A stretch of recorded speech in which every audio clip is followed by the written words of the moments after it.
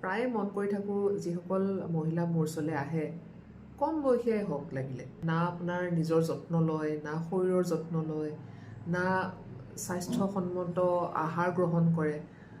আৰু যদি মই সুধোঁ আপোনালোকে কিয় নিজৰ কেয়াৰ নলয় তেওঁলোকে কয় এই বাইদেউ মোৰ সময়ে নাই ৰাতিপুৱাৰ পৰা গধূলিলৈকে ল'ৰা ছোৱালীৰ পিছত হাজবেণ্ডৰ পিছত লাগি থাকিলেই হয় আনকি সামান্য দৰৱ এটাও খাবলৈ হ'লে যদি হাজবেণ্ডে সময়ত আনি নিদিয়ে তেওঁক নোখোৱাকৈ থাকে ইমান কিয় ডিপেণ্ডেণ্ট হৈ থাকে আপোনালোক ওলাই গৈ পেলাই দৰৱটো আপুনি অকলে কিনি আনিব নোৱাৰে জানো বা আপোনাৰ স্বাস্থ্যৰ যত্ন আপুনি নিজে ল'বলৈ আপোনাক কোনে বাধা দিছে সময়ৰ যদি অসুবিধা হৈছে আপুনি এঘণ্টা আগতে উঠক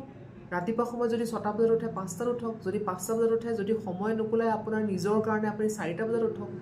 কিন্তু উঠি পেলাই যিখিনি স্বাস্থ্যাভাস কৰিব লাগে সেইখিনি কৰকচোন নিজৰ যত্ন লওকচোন কিয় বেলেগৰ ওপৰত ডিপেণ্ডেণ্ট হৈ থাকিব লাগে বা বেলেগে আপোনাক কিয় ক'ব লাগে যে আপুনি নিজৰ যত্ন ল'ব লাগে বুলি হয়নে নহয় কথাটো